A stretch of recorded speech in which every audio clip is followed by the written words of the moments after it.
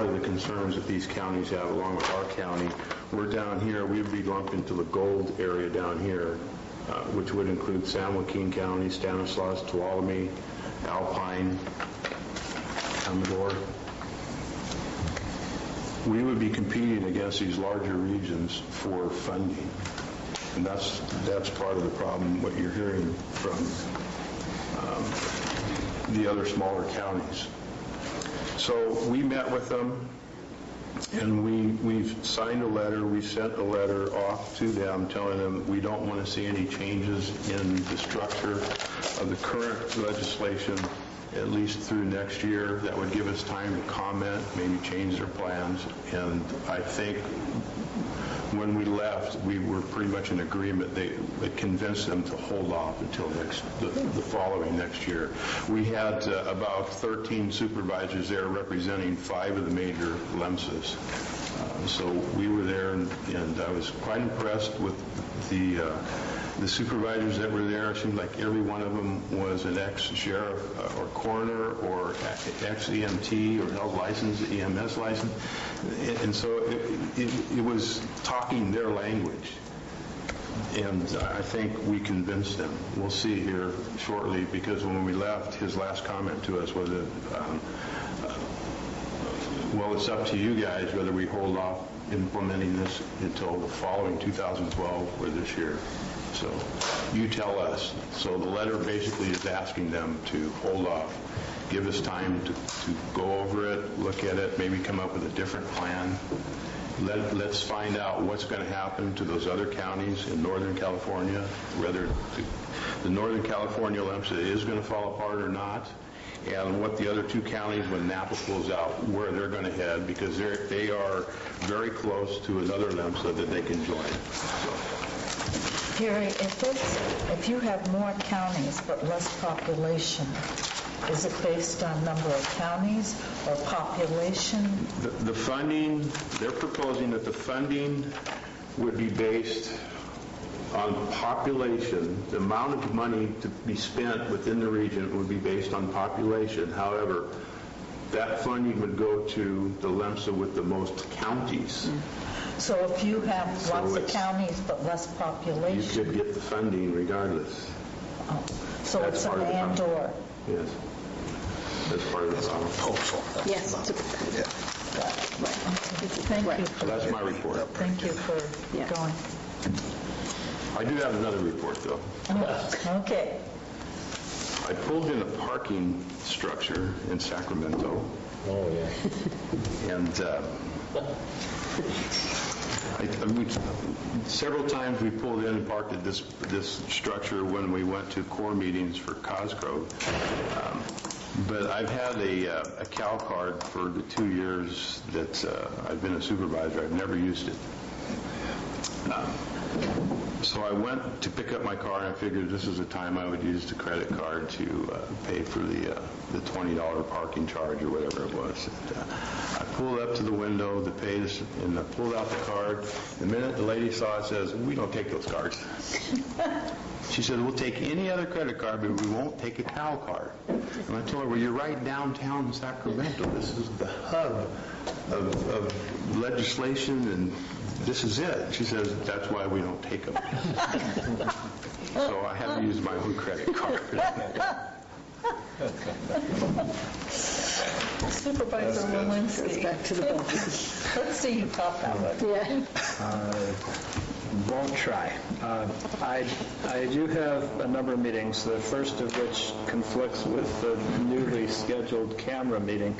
So I'm hoping to find somebody to attend with Gary, fill my slot. If you want a riveting meeting discussing McCollum River matters. Okay, if we don't have budget hearings, Okay. I will go to camera for you. And you know what I said last time. Yes, and you have free rein to voice any opinion you wish in my stead. Sure, I'd be more than happy to. Same conversation? Did I tell you what time it was? Yeah, 6 in the morning. Yes. Good. Anyway, that will free me up to chair the Amador Calaveras Consensus meeting at West Point at 9:30 that morning. I have a mother-lode job training meeting in the Calaveras office that afternoon, and on Monday I'll be attending the Central Sierra Child Support JPA in Jackson. Also, am in receipt through Chair Callaway a letter from the chair of the Napa County Board of Supervisors, which talks about a piece of legislation that's moving through the Appropriations Committee in Washington. This is a federal bill. There was a Supreme Court ruling that actually threw some of the Native American ownership issues into much confusion, and this is an attempt that's being called the Carcieri quick fix. Problem with this is that it's very ambiguous. It's moving in a process that doesn't give adequate opportunity for the House or the Senate to really consider this has been attached to a larger appropriations bill. This was a process, a procedure that's come under much scrutiny, and it kind of hides important policy decisions in a kind of pro forma adoption. In this particular case, it would open the door, and it's certainly important for Native Americans to get some justice in terms of land ownership. But this is so crudely formulated that it would wind up allowing a casino to buy most of an entire town. It's just bad policy, and it's poorly thought through and needs to be put into a different process. So without comment on the particulars of the Supreme Court decision and what kind of fix is appropriate, I would ask the chair to pull the board in writing a letter to get it out of the appropriations, the current appropriations context, and respond to this letter from the chair of the Napa County Board of Supervisors. By the way, CSAC has already taken a position similar to this, as has, there's several other organizations. There's a Northern California Tribal Matters Consortium, which includes Sonoma, Napa, and Solano counties. CSAC and the National Association of Counties, NACO, have all taken positions and have requested us to do the same in terms of conveying to our congressional delegation and Speaker Pelosi our desire to have these matters, the venue for discussion, changed. And the reason we're doing that is that it's happening this week in appropriations, and we would like it pulled, because what it means is they'll come in, they'll buy land, and then they'll make it part of the tribal land that comes off the tax rolls. This is nationwide. So anyway, if there's support from the board, we would like to what we're asking is that it be pulled from appropriations and discussed, as Steve said, in a separate venue, if there's support for that. I'm in support of writing the letter. Yes, you have my support. Tom? Fine. Okay, that's fine. So Steve and I will put a letter together. Anything else? That's all. Mr. Tryon? I just have one item. I stopped by planning because I'm concerned as to where we are in the general plan process at this point. George was out sick Friday, and I spoke with Brenda for a little bit. But I think it would be appropriate. It's been a long time since we had a study session on the general plan, and I'd like to have a study session and an update on the general plan. I'm concerned as to whether we're falling behind on the timelines, number one, and number two is I'm concerned as to what the cost is to the money that's been allocated to update the general plan, whether that's still enough money, because usually if we're falling behind on time, that usually costs more money. So I would just like to have an update on the general plan as to kind of where we are, what the new timelines are, what the cost estimates are, what we can do if we are falling behind to expedite the process. I was always concerned when we tied the community plans to the general plan update, and I think the community plans are going to drag that whole process down if we don't figure out a way to expedite the general plan and then bring the community plans along thereafter. But I think we need an update as to where we are on the general plan. I'll speak on that in just a minute. I stopped by, it was the week before last, and spoke with George about bringing a study session to the board. Okay, well, also, and he said he was going to do that. Oh, okay. So I don't know where he's at on it. Okay, well, maybe Jeannie could coordinate with him on it. Okay. He was sick last Friday, so I wasn't aware that you had been there.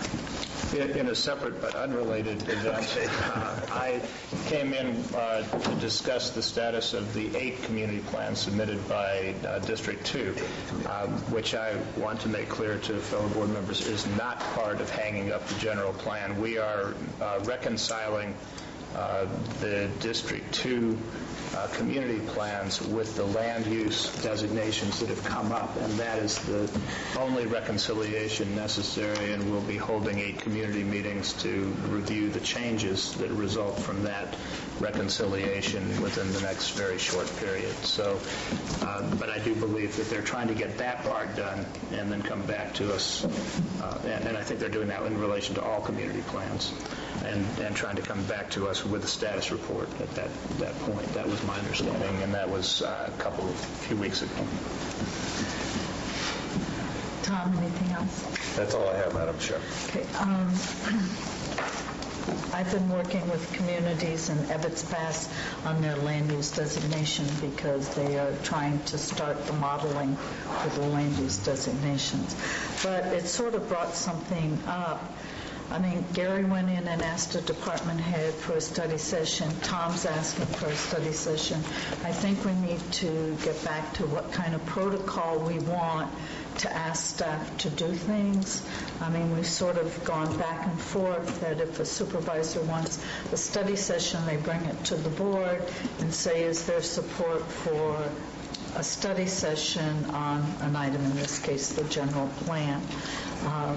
So I just think we need to establish a protocol. Either we just bring it up at board. It's no big deal. If there's support and there's 3 people, then you have a study session.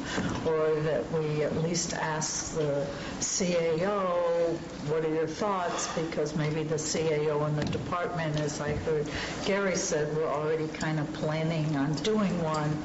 But when a board member goes into a department head and says, I want a study session, it's hard for a department head to say no to a supervisor, even though they should be saying, you get me 3 votes and it's on.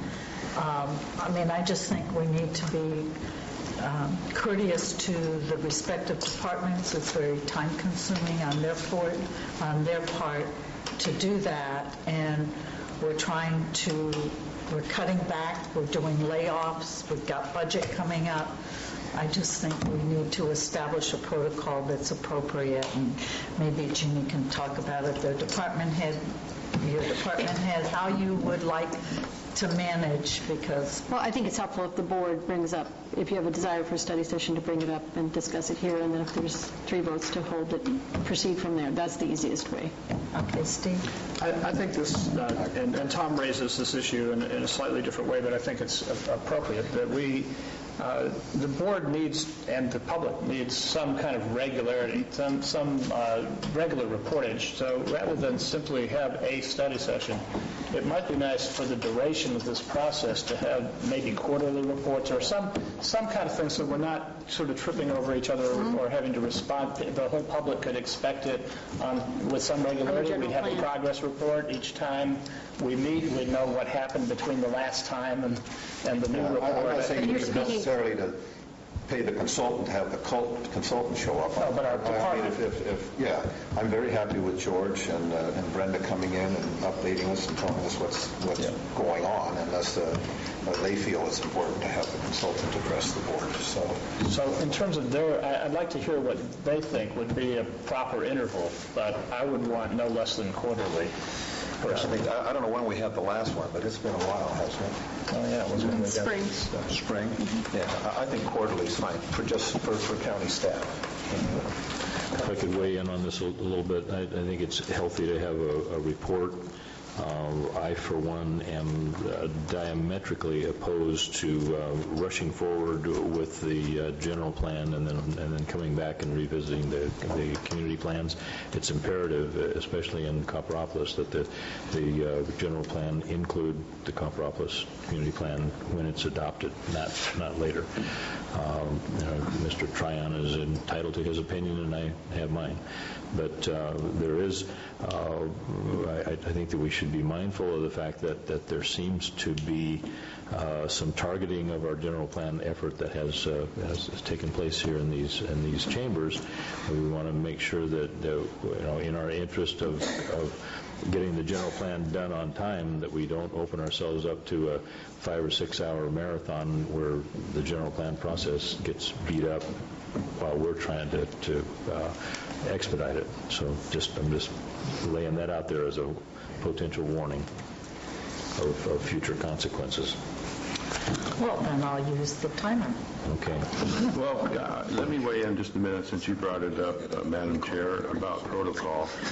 If we're going to extend that, if we're going to talk about study sessions and going in and having the conversation while you're there with the department head and bringing up a possibility of a study session, and I think that protocol needs to extend to everything else that we do then, because there's a lot of other things going on just in me going in and having a discussion about a study session that is happening here that it needs to be, if we're going to deal with it, let's deal with it. So I don't disagree with that.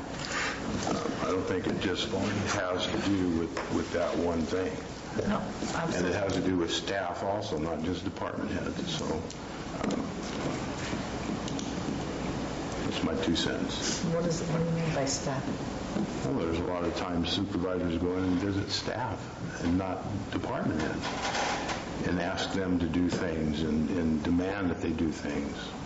And how is that protocol going to be handled when you're going Fair. around the department head to staff? That's right, Jeannie. Yeah, it's I think problematic. you need to have a discussion with the department heads, and that's okay. Gary's comment is correct. Sure.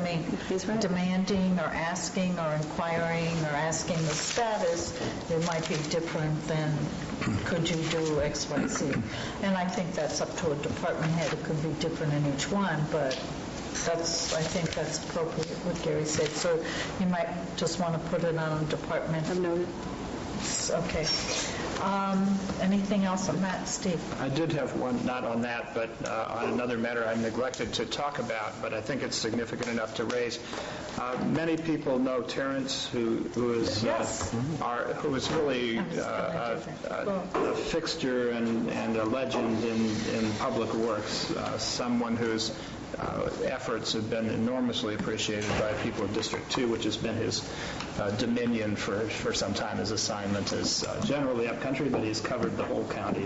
He covers the whole county? That's right, but he is going to retire, and this is considered that we've already hung flags at half-mast and are in a state of mourning in our area, but he will be having some need to convey to him our gratitude in the coming time before he leaves, and I would hope we'd find a way to do so. Yeah, I agree with Steve. Shovel of asphalt to take with him? Yeah. A gold shovel? Well, yes, things like that. But Yeah, I in agree. this budget, it may be, aluminum foil or something. Well, we should I think make sure we... Steve's right.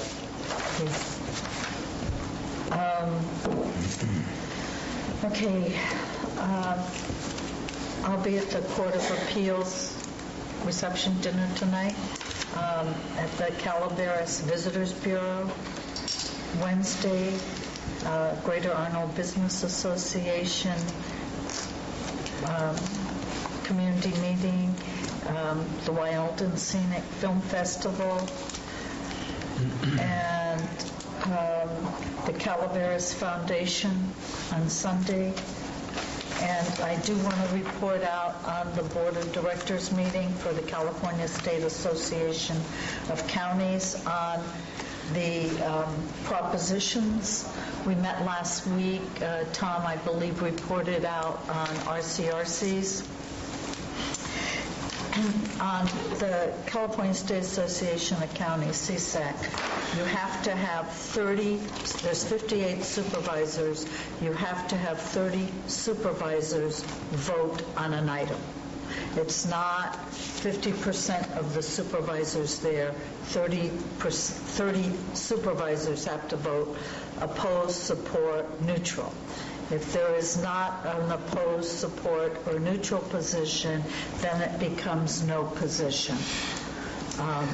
So I will tell you what we did on 4 of the propositions. Proposition 19, when I'm on the executive board, we had done an opposed position. All right, tell us what Prop 19 is. Is marijuana, legalization, possessing privately, blah, blah. Okay, the one that was spoken of earlier. You took an opposed position? No, the board, No, I meant CSAC. CSAC, well, the executive board took an opposed, the whole board took a neutral position. Oh, really? Okay. I mean, it was, What were the numbers on the vote? it was, to get neutral, we had to have 30. I think we had 31 or 32. We first did a support, and we did an opposed, couldn't get 30 supervisors, but we did get 30 for a neutral. Predominantly, the current policy is failing in a more rational approach. And it places, what made it difficult was not so much the fact that it was marijuana, was the fact that it would not be consistent throughout the state, and it puts a burden on counties. So you'd have, or cities or counties, and it reminded me of when 215 came in. The state wouldn't say, is this a health issue or is this a legal issue? And then under Jeannie's leadership, we had a task force put together. It was a public meeting, and we set up the protocol for Calaveras County, how many plants, how much dry product, et cetera, before the state, because the state wouldn't make a decision. So the same with Proposition 19. It was every county, city and county could have different rules. I mean, the taxation could be different. Transporting was a separate issue. So anyway, it came out with a neutral position for the supervisors of California. Proposition 21 was the $18 annual surcharge to support parks, and the executive committee did a neutral position. The board of directors for CSAC did no position, which meant they could not get 30 supervisors to agree. Proposition 23, the suspend implementation of AB 32. I believe Tom talked about that quite a bit when he reported with RCRC. CSAC took a no position, again, which meant there were not 30 supervisors who would agree to that. Proposition 28, which redefines regulatory fees as taxes and there's several examples. One, it has to be a nexus. CSAC as well as RCRC, if I remember, took an opposed position on that. It could have an impact on counties in terms of whether they'd have to put fees out for a vote or not. So that's what happened at CSAC last week. Ms. Boyce? I will be joining you at the Third Appellate Court outreach dinner tonight. And other than that, I have nothing to report. Okay, how many days is it now? 76 days, no budget, or 73? I lost count. I know we're headed towards the longest delay in state history. Yeah. By the end of next week. 2008 was Yep. the longest. Did you mark beef for your dinner? Or did you mark I did, vegetarian? in honor of Tom. Thank you. Mr. Jones? I'll be at the Court of Appeals reception as well. Okay. Will all the attorneys be there? If there's Imagine so. nothing else, this meeting's stands in adjournment, and we will take a, how much time? 5 minutes, 10 minutes, Jean? We have a closed session. Closed session. Yeah, but we also were going to start budget Why don't we hearings just do at the closed session 10:30. in Jim's conference room? and then Jim, come how back? long would that be? I don't think it'll be that long, 10 minutes. Okay. Just go to Jim. Then we will go in. There's depositions in our code. Oh, So is it possible to move that till after the hearing so we could actually honor the people who Yes, showed up do on that. time? Yes, it's possible. thank you. Okay, we'll stand in recess. We'll convene the closed session after we do the budget. Budget. We're going to take a 5-minute break And we'll here. take a 5-minute recess. Is that enough time, Jamie? Yeah.